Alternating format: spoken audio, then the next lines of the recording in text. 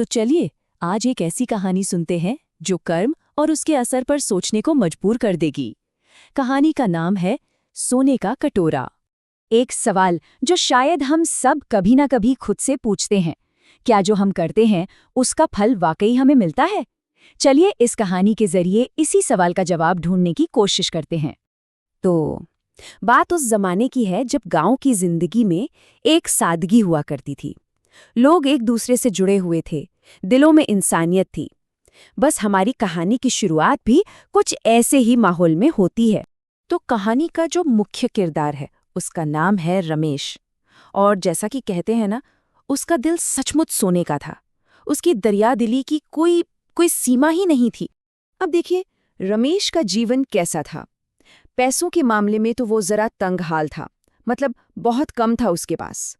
लेकिन दिल की अमीरी वो सोने जैसी थी। और ये देना ये उसकी आदत में शुमार था। मतलब कोई भी इंसान हो, जानवर हो, उसके दरवाजे पर आ जाए तो खाली हाथ या भूखे पेट नहीं लौटता था। यहाँ तक कि वो अपना खाना तक दूसरों को खिला देता था, जरा भी सोचे बिना। तो सब कुछ ठीक चल रहा था, लेकिन अब कहानी में एक ट्विस्ट आता है। एक ऐसा मोड़ जहां रमेश की अच्छाई का असली इम्तिहान होना था। उसके दरवाजे पर एक दिन कोई दस्तक देता है, और ये वो दस्तक थी जो उसकी पूरी जिंदगी बदलने वाली थी। अब देखिए, हर सिक्के के दो पहलू होते हैं। रमेश की पत्नी थी सुमन। वो बहुत प्रैक्टिकल थी, उसे घर की चिंता रहती थी। वो रमेश को अक्सर कहती थी, ये जो दरियादिली है ना, इसकी वजह से हमारा घर खाली पड़ा है। अपने बच्चों का तो सोचो। पर रमेश, उसका तो विश्वास एकदम पक्का था। वो बस मुस्कुराकर जवाब देता, सुमन, भूख का दर्द सबसे बड़ा दर्द होता है। अगर हम किसी की भूख मिटा सकते हैं तो ये हमारा फर्ज है। और फिक्र मत करो, ऊपर वाला साफ देख रहा है। तो एक दिन दोपहर की बात है, दरवाजे से एक बहुत ही कमजोर सी आवाज आई। देखा तो एक बूढ़े साधु थे। भूख और थकान से उनका बुरा हाल था, एकदम बेहाल। और बस यहीं पर रमेश के सामने वो बड़ी चुनौती आ खड़ी हुई। घर में खाने को क्या था? सिर्फ आखिरी 2 रोटियां। और अब उसे एक बहुत बड़ा फैसला लेना था। साधु ने बड़ी मुश्किल से कहा, बेटा, 3 दिन से भूखा हूं, अगर कुछ खाने को है तो दे दो। अब ये शब्द सुनकर किसका दिल नहीं पिघलेगा बताइए? रमेश भागा भागा रसोई में गया, लेकिन वहां क्या था? सिर्फ 2 सूखी रोटियां।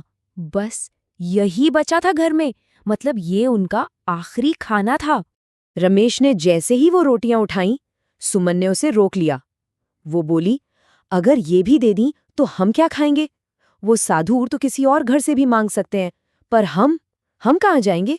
और उसकी बात में भी दम था, है ना? लेकिन रमेश का विश्वास वो नहीं डिगा। उसने सुमन को समझाया, देखो सुमन, एक भूखा इंसान इंतजार नहीं कर सकता। अगर हम उसकी मदद नहीं करेंगे तो कौन करेगा? भगवान हमारे लिए भी कोई ना कोई रास्ता निकाल ही देगा।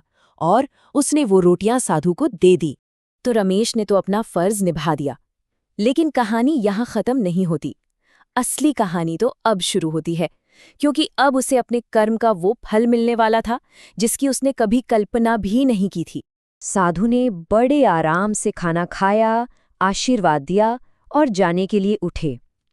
लेकिन जाते जाते अचानक उन्होंने अपने पुराने से झोले में हाथ डाला और उस झोले से निकाला एक चमकता हुआ सोने का कटोरा।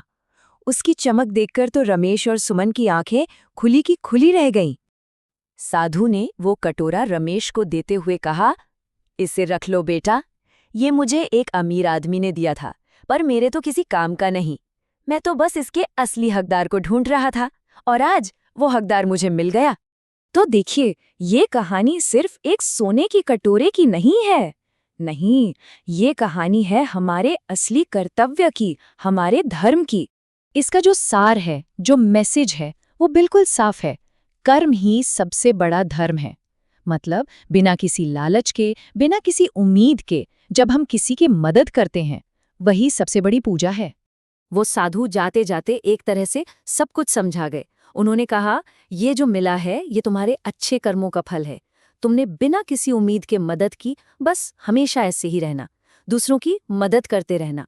भगवान सही समय पर फल जरूर देगा। ये कटोरा तो बस एक सिंबल था, एक निशानी कि अच्छे काम कभी अनदेखे नहीं जाते। उस दिन रमेश की आंखों में खुशी के आंसू थे और उसने मन ही मन एक संकल्प ले लिया कि चाहे कितनी भी मुश्किल आए, वो हमेशा दूसरों की मदद करने का अपना ये रास्ता कभी नहीं छोड़ेगा। तो ये कहानी हमें एक बहुत बड़े सवाल के साथ छोड़ जाती है। आज की इस दुनिया में जहां हर चीज का हिसाब किताब होता है, हर कोई पहले अपना फायदा देखता है, क्या वहां ऐसी निस्वार्थ अच्छाई की, ऐसे कर्म की कोई कीमत है? इस पर सोचिएगा जरूर।